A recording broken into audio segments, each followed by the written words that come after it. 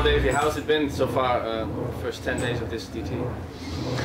It's been pretty crazy, to be honest, with everything that's gone on. We've had some good results and some really good weather, a lot of laps, which has been tough physically for the team and for me.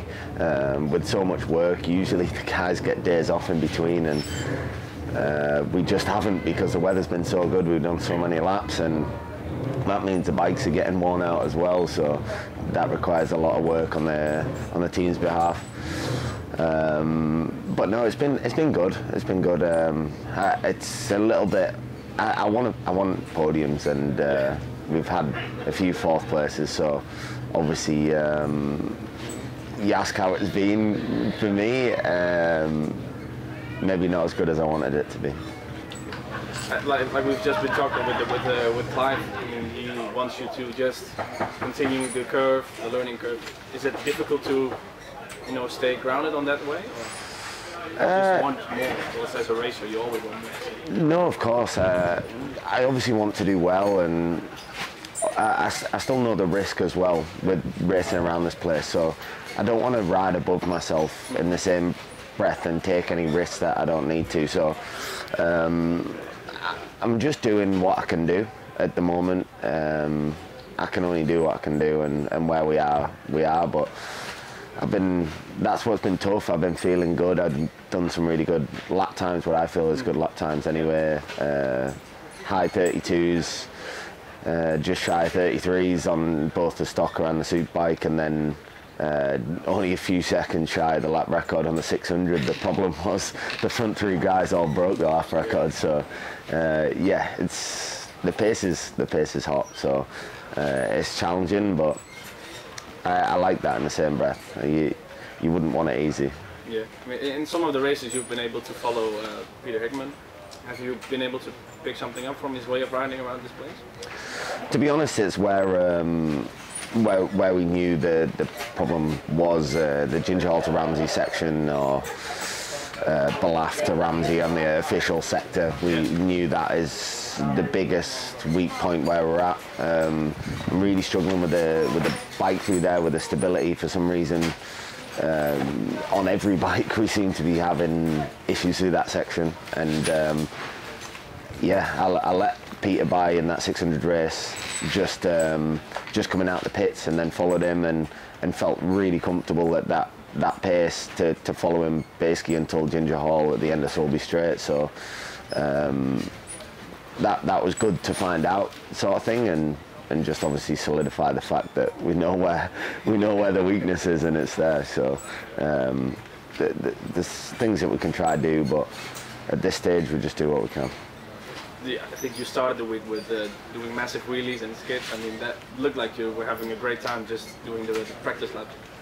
Yeah, honestly, I've got to enjoy it. It's a massive part of racing in general to me, that I go racing. I race motorbikes because I love it, and because it's always been my dream to do so, because of my passion for it, and I wouldn't ever rather be doing anything else. So when I'm out here, even on the TT course, even with all the pressure and everything of results and lap times and what have you, I still want to enjoy it and still want to have fun. I always try and do some stoppies and wheelies and enjoy it, and it's the kind of stuff that makes me smile under my helmet. So if I can do that, then I think it makes me ride a little bit better as well. I mean, you've been riding for this team now for a couple of years as well in PSB, and winning the stock championship last year. I mean, what's it like for this team, to ride for this team? What can you tell us about it? Yeah, honestly, it's just like a big family. Yeah.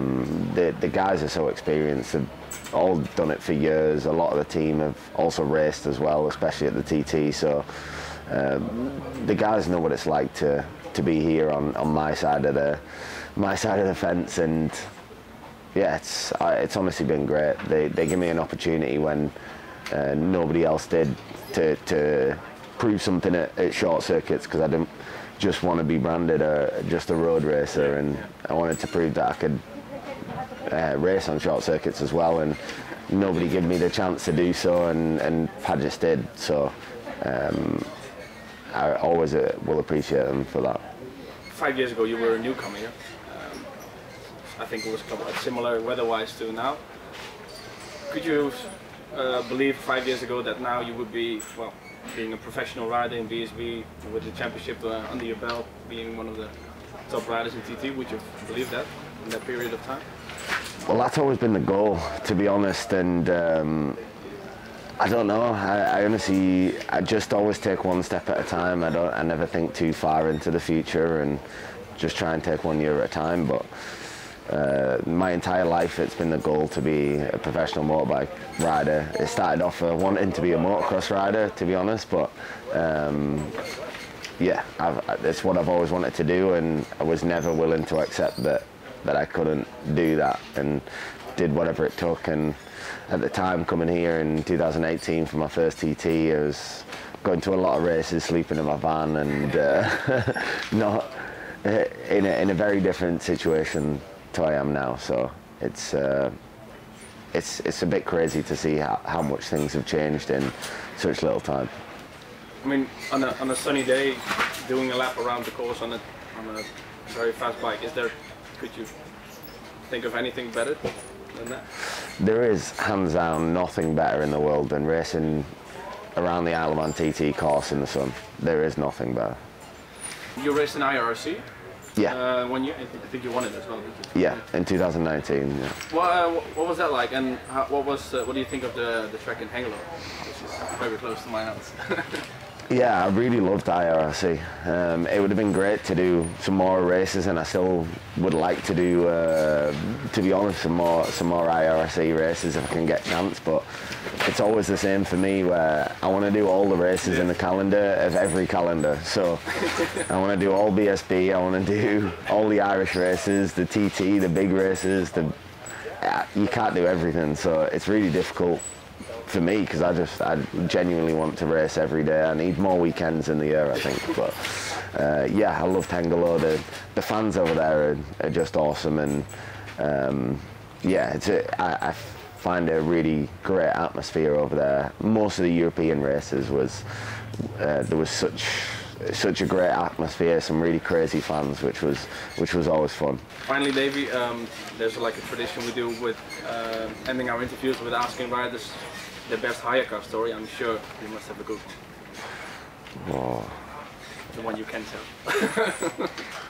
Actually, we want the one you cannot tell. I don't know, actually.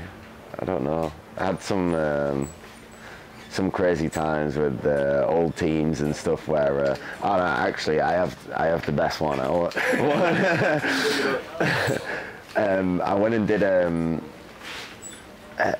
quite a few races ago. I did a race in Germany, and I won't say which one because it'll probably give away who it is. Did a race in Germany, and it was the first time I ever saw a car with the lane assist control that steers around corners here. And I got this car as a hire car anyway, and I had some of the guys from the team in the car, and some of them are a little bit crazy, a lot crazy. And anyway, I'm telling them about the lane assist, and they're like, oh, okay, so if you can't steer the car at all, then it'll still drive itself. And I'm like, yeah, pretty much, yeah, that's it. So then next thing, the guy from behind grabs me, pulls my arms back so I can't touch. I was in cruise control as well, on a like windy road. Pulls my arms back, pulls me back in the seat so I can't reach the pedals or the steering wheel or anything. And he was like, right, okay, let's see if it works then. And like, we went round a couple of corners. I don't know how I thought we were going straight in the field, to be honest.